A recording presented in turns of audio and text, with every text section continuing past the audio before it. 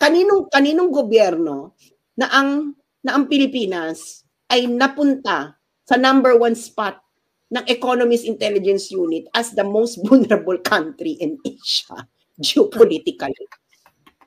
Kay BBM, huwag nyo kami nga ano-ano yun, kayo mga BBM supporters, kaya kayo nanalo dahil dumikit si BBM kay Sara. Dahil kung si Sara, tumakbo yan ng presidente, hindi magiging presidente si BBM. Eh ngayon, di ba ang main character si BBM? Oh, tsaka nga lang yung main character ninyo, walang bayag, bangag pa.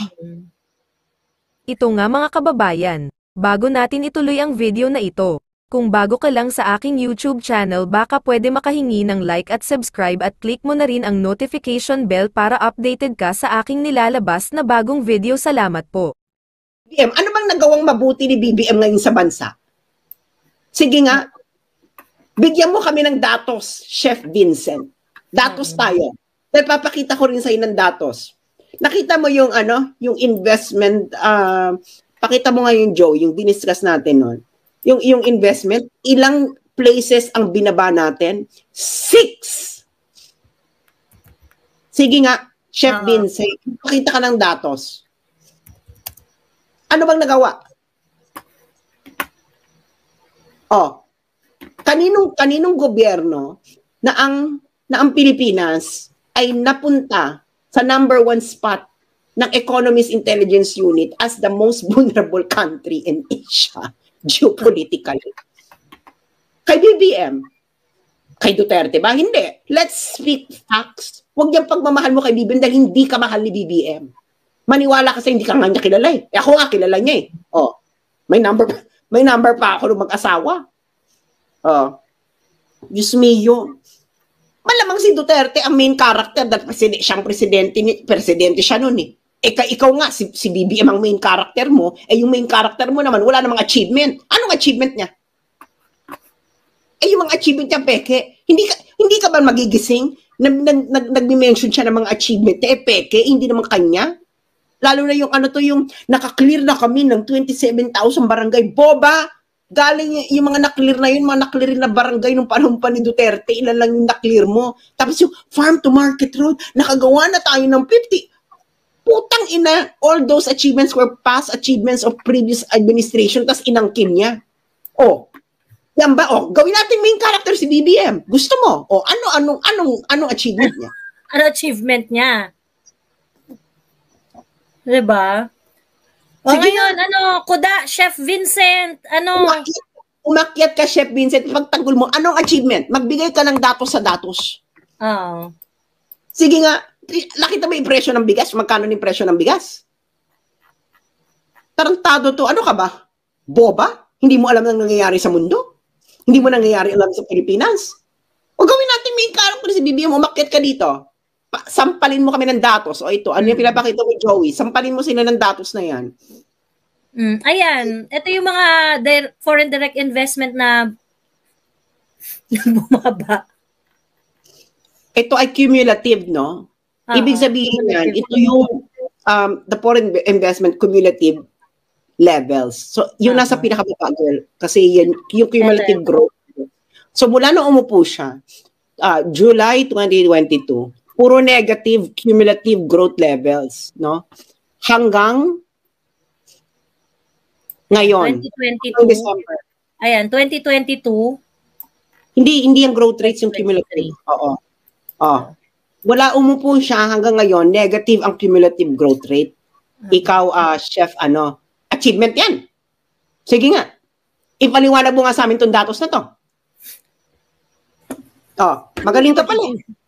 Paano hindi magiging negative? Pupunta sa ibang bansa, mag-a-attract na investor, kukuha ng mga pledges, sabay sasabihin, magkakagera sa Pilipinas. Sinong takang mag-i-invest sa Pilipinas noon kung magkakagera sa Pilipinas? Diba? Na parang, ano to? Ako talaga mataas ang energy ko ngayon kasi nga, 2022 ko pa nakikita na ganitong mangyayari. Ay, 2022, 2023, February, galit na galit sa aking mga tao.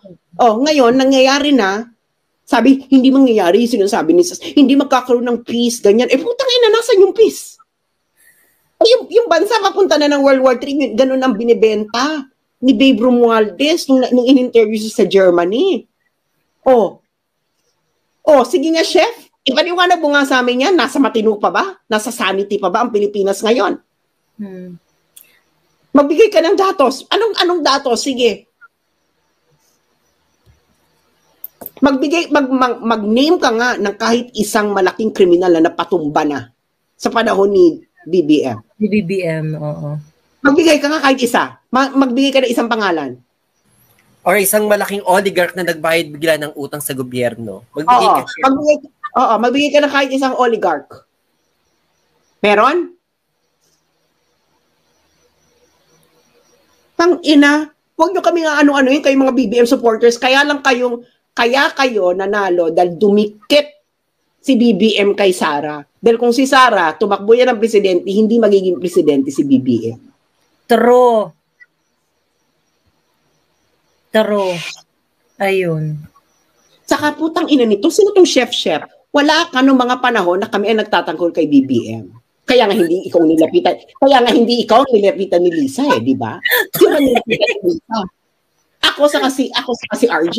Dahil kami yung nagtatanggol talaga ng bonggang-bongga at bongga yung pagtatanggol namin. Matalino yung pagtatanggol namin. Noon. Ngayon, nakikita na namin, kabubuhan na yung mga nangyayari. Bakit sa tingin mo si RJ tahimik? Dahil si RJ hindi yung bobo.